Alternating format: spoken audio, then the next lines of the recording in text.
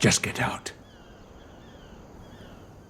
Welcome to another exciting episode from Marvelous Videos. I'm your host, Tia Aya. What Otto Hightower being fired as Hand of the King really means. Before we begin, beware of dragon-sized spoilers that are coming up ahead. Therefore, stay here at your own risk or fly away. A question that has often troubled me is who makes a good hand to the king? What are to be the qualities? Tywin Lannister was a learned man, but he made mistakes and lost several battles to the young wolf. And what he did to Tyrion was beyond repair. But then Sir Davos was a crabber's son and a smuggler, and yet he gave the wisest pieces of advice to Stannis. I guess the only quality one needs to be a good hand is loyalty. But Otto Hightower was loyal only to himself and his personal gains and glory. Whenever Otto was telling the hard truth, it was a half-truth, something that was selfish and scheming. King Westeros took his sweet time to realize that, but once he did, he immediately fired him. However, someone like Otto Hightower doesn't easily let go of the power that they have tasted. The king may or may not realize it, but his actions will have far greater repercussions than he imagines. In this video, we will explore everything about Otto Hightower getting the boot and also look at the possibilities of who might succeed him. Let's Targayrean. Before we go into our explanation, we have a very small request. If you like our content, please support us by subscribing to our channel.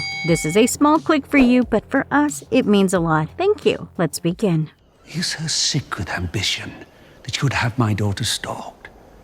Number 1. Why did Otto get the boot? I'm sure most of you watching this video must have watched the 4th episode of the House of Dragon titled King in the Narrow Sea. Yet to understand the various repercussions of the removal of Otto as the Hand, it is imperative that we understand the context behind it, right? So the 4th episode was quite a roller coaster ride in terms of plot points. Rheaenyra and Daemon go for a tavern hopping spree and end up in a shady brothel near Flea Bottom, where Daemon enlightens his niece about the pleasures of the body and how hedonism and duty are two mutually exclusive things. The two of them almost get to second base, but they don't indulge in the real deal. Unbeknownst to the uncle-niece duo, a little bird had been following them throughout their little excursion out of the castle walls. As soon as he witnesses Daemon in a drunken state leaving the brothel, he runs to Otto Hightower and discloses the secret. Otto assumes that the two must have slept together, a conclusion that was as logical as it was erroneous. In his defense, the Targaryens do wed and bed their kin, and Rheanyra and her uncle did spend quite a few personal moments across the first 4 episodes. And let's not even discuss whose son will succeed Westeros after the Dance of the Dragons. Nevertheless, Otto runs straight to the king and tells him about his newfound knowledge. He had probably assumed that Westeros would police his daughter for such a miserable deed. A deed that would not only put an irremovable stain on her character, but would also eliminate her as a claimant to the spiky chair everyone loves so much. But Westeros behaves exactly the opposite. Not only is he rather cool with his teenage daughter visiting a brothel with her uncle, but the king also rebukes Otto for spying on the princess. Later, Otto confronts Rheanyra about the rumor, and Rheanyra refutes the claims. However, she makes her father see that Otto had always been after supplanting her with Aegon, Otto's grandson.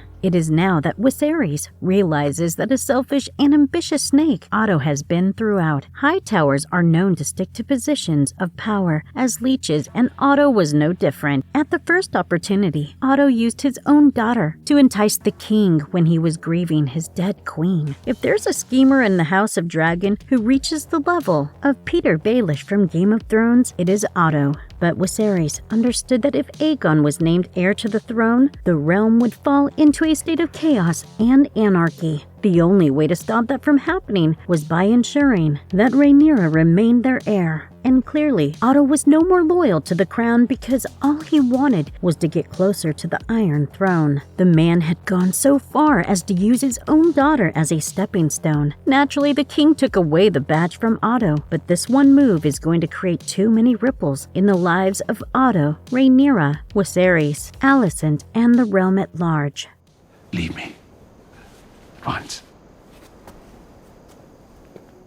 Number 2. What will Otto do now? Well, it is evident that Otto is a man whose ambitions are higher than that of his family's name might suggest. Now that he is no more the Hand, he is free to roam across Westeros and may even go back to Old Town. This would give him more freedom to convince this house and that house to stand behind Prince Aegon Targaryen when that time comes. Furthermore, it wouldn't be difficult for him to understand that his firing was the work of Rhaenyra, which would make him detest the young princes even further. His unsavory tactics would only increase with time. Interestingly, the books tell a different story as far as his removal as the Hand is concerned. In the books, the king kicks Otto out because of the latter's insistent request to name Aegon their heir. Viserys does fire him, but reinstates Otto back when the new Hand, Sir Lionel Strong, mysteriously dies. It would be interesting to see who becomes the next Hand of the king. Only perception. You have exposed yourself.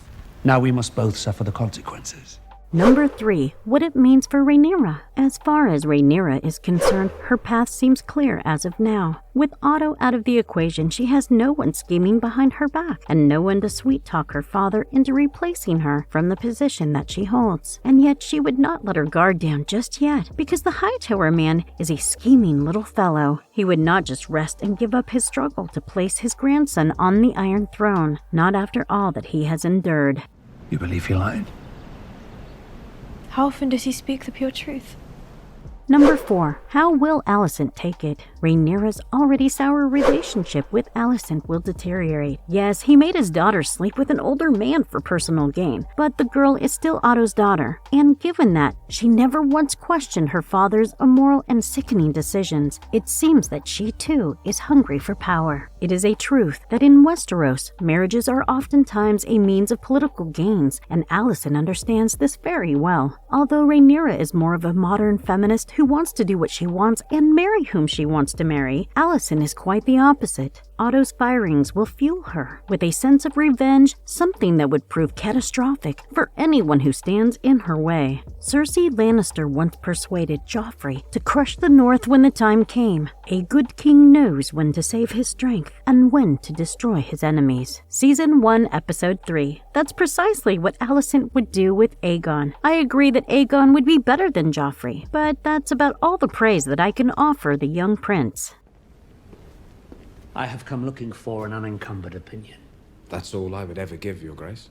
Number 5. Who becomes the new Hand of the king? Now, this is a question with no one answer. According to the books, after Otto's removal, Sir Lionel Strong takes his place. We have seen that the king's master of laws has been a true friend and an honest advisor. When the question of the king's remarriage had come up, he suggested that the king should marry Rhaenyra Velaryon. Lionel could see that it was the only way to ensure that the great houses of Targaryens and Velaryon would unite to make Westeros a force to be reckoned with. Had the match been successful, the dance of the dragon may have been avoided, or at least it would not have become so ugly and violent. Secondly, when the king was worried about finding the perfect match for Rhaenyra, he suggested that she would be wedded to Rhaenyra Velaryon, the son of Corlys and Rhaenys. In doing so, not only would Rhaenyra stay close to the throne, but also the two great houses that share the blood of the old Valyria in their veins would unite. However, if Lionel doesn't take Otto's place, the next best guess would be Corlys Velaryon. The man is a veteran battle commander and an exceptional commander of the naval forces. Pledged to serve Dragonstone, he would make a great choice. Furthermore, Rhaenyra has already agreed to her match with Rhaenyra, and it would make sense that she would want her father-in-law to help her father rule the kingdoms. Rhaenyra would understand that Corlys and Rhaenys would not go against her because this way they would ensure that their grandson would become heir to the throne. A third possibility is Rhaenyra himself, but given his youth and inexperience, Viserys would not choose him. Interestingly, Sir Criston Cole once served Aegon II as his hand, but once again it would be foolish to assume that Viserys would choose a member of the King's Guard as the hand, albeit a very bold move on his part. King Viserys is known to take his choices and decisions a bit lightly. I mean, after banishing Daemon in the first episode, he takes him back in the fourth, only to banish him again. Irrespective of who succeeds Otto, the king has made an irrevocable decision by removing him as the hand, and only Only time will tell what repercussions this will have. And if you liked our content, don't forget to leave a like and subscribe to us if you haven't already. Have a good one and be safe. Thanks, everyone. Awaiting your best chance to destroy her reputation. I have no such intent, Your Grace.